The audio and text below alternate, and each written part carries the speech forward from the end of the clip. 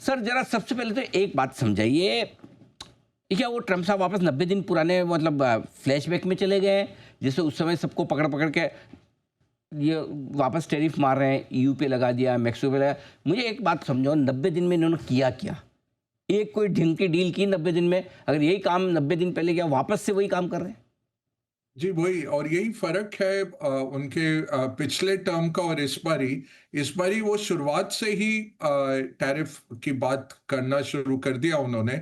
पिछली बारी 2 साल लगाए थे क्योंकि बहुत पेचीदा है ये, मामला इतना आसान नहीं है और 9 अप्रैल को इन्होंने कहा था 150 कंट्रीज़ कतार में खड़ी हैं, हमारे साथ बोल रही हैं कि करार करें, अगले 90 दिन में हम 90 करार कर देंगे। तो उसमें पार्शियल आप कह सकते हैं एक पार्शियल डील यूके के साथ हुई है। चीन के साथ जो डी-एस्केलेशन हुई है, उसकी डेडलाइन 12 अगस्त की है और वियतनाम के साथ एक तरफ़ा हुआ है कि वियतनाम पे हम 20% डालेंगे, वियतनाम हम पे 0% डालेगा और ये हो गया करार। तो एक करार आप पूरा कर सकते हैं वन साइडेड, एक पार्शियल डील यूके के साथ जहां यूके को भी अभी भी समझ नहीं आ रहा ऑटोज़ में क्या है, कहीं उनको मिलेगा कुछ रियायत के नहीं।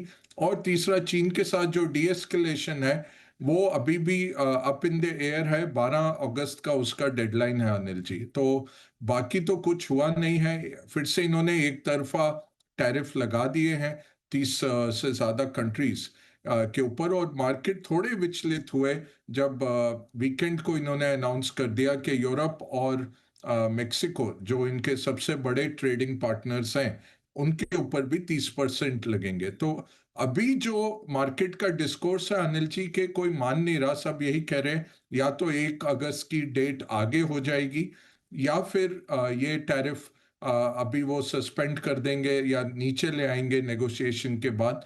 तो मार्केट अभी भी थोड़े उस रुख में है, इतना इम्पैक्ट हमें आते नहीं दिखा जितना 2 अप्रैल से 9 अप्रैल के बीच में जब मार्केट्स बड़ी तेजी से गिरे थे, वैसा इम्पैक्ट ना करेंसी मार्केट में है, ना ट्रेजरी मार्केट में है, बॉन्ड मार्केट में और ना ही स्टॉक मार्केट में। इस बारी मार्केट थोड़े रेसिलिएंट दिख रहे हैं अनिल जी।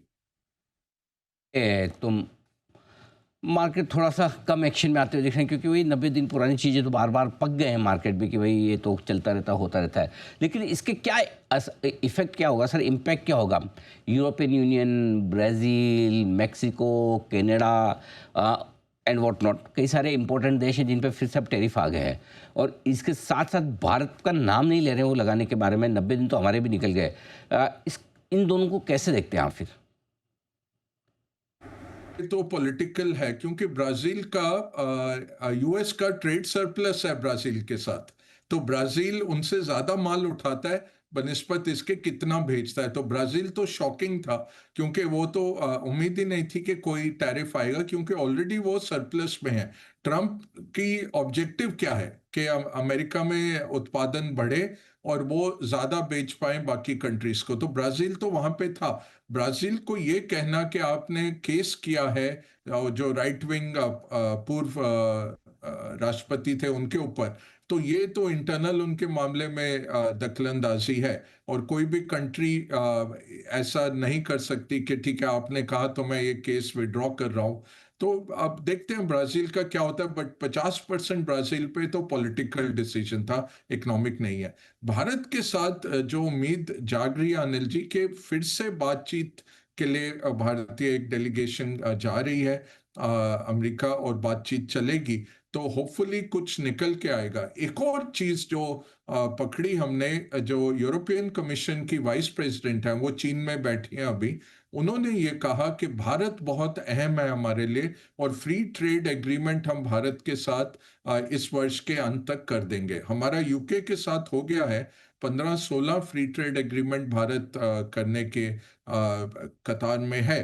तो उम्मीद है कि भारत फिर ये करेगा। तो बाकी कंट्रीज भी अब क्या कर रही हैं, आपस में बात कर रही हैं। यूरोपियन कमीशन का एक बहुत बड़ा समिट कल चीन के साथ होने वाला है और वही बातचीत निकल के आ रही है कि फ्री ट्रेड को किस तरह से प्रोत्साहित किया जाए। उन्होंने जरूर चीन की भर्त्सना जरूर की है कि आप ओवर कैपेसिटी आपने बना लिया और पूरा आप मार्केट में सामान डालते जा रहे हैं, ओवर सप्लाई कर रहे हैं और सब दुनिया को खत्म कर रहे हैं आप, तो वो जरूर वो क्रिटिसिज्म लेके गए हैं।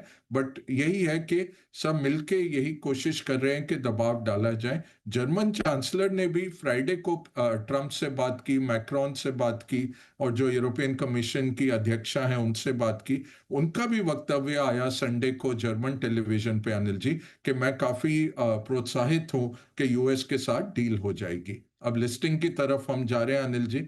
आपको भी नहीं फंसाना चाहता, खुद भी नहीं फंसना चाहता। वगैरह साहब कैसे देखते हैं आप इस मामले को? और अभी खबरें भी आ रही कि जेन स्ट्रीट ने पैसा जमा कराया और साथ ही कुछ शर्तों के साथ अपने प्रतिबंध कम करने की मांग भी की है सेबी से।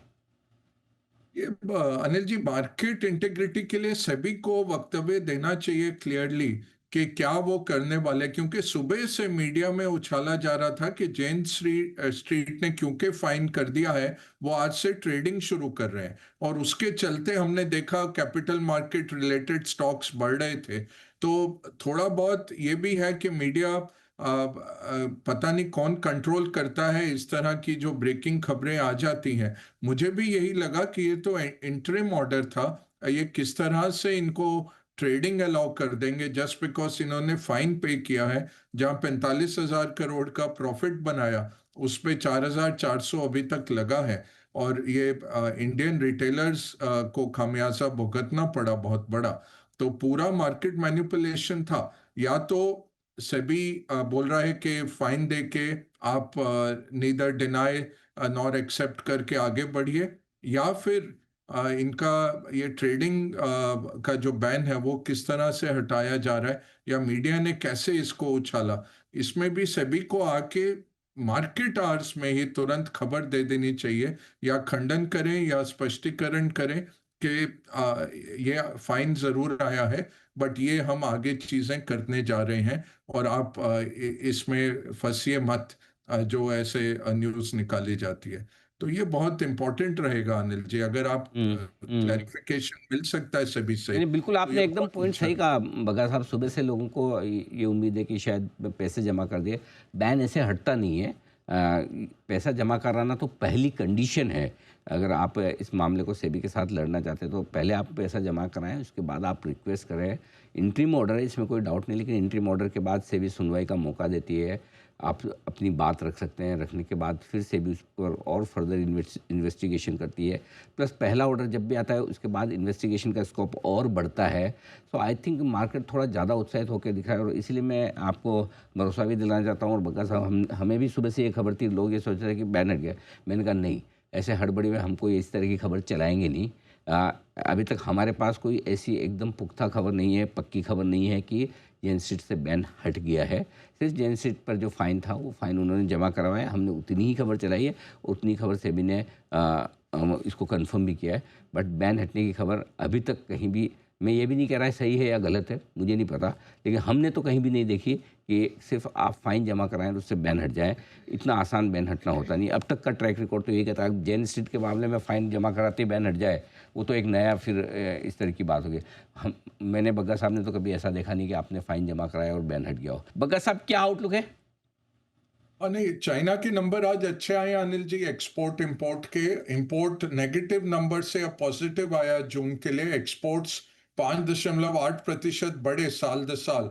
तो ये बहुत अच्छा सूचक है कि ग्लोबल इकोनॉमी ठीक ठाक चल रही है, अगर चाइना के एक्सपोर्ट इंपोर्ट दोनों अच्छा करते हैं। और उसका इम्पैक्ट हमें चांदी में दिख रहा है। सेफ हेवन बाइंग है।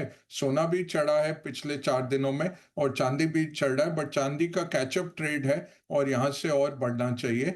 ओवरऑल जो दो संकट थोड़े बहुत हैं मार्केट्स के लिए, एक तो तेल की कीमत आपको दर्शा रही है। आज ट्रंप रशिया पे बहुत बड़ा ऐलान करने वाले हैं, तो जो 500% का टैरिफ की बात कर रहे थे रशियन तेल लेने वालों पे, वो अगर कुछ उसकी तरफ या रशिया के ऊपर और सैंक्शंस आते हैं, तो सोना और चांदी दोनों और दौड़ेंगे। आज तेल में क्या है कि सऊदी अपने कोटा से ज्यादा उत्पादन कर रहा है, तो इसलिए तेल 70 पे रुक गया। बट रशिया का तेल अगर आप निकालते हैं मार्केट से, तो तेल काफी तेजी से बढ़ सकता है। वो होगा नहीं, क्योंकि सबको वो चाहिए तेल जो रोज रशिया उत्पादन करता है। और दूसरी बात है, कल अमेरिकन इन्फ्लेशन आनी है, अनिल जी, वो बड़ी आएगी।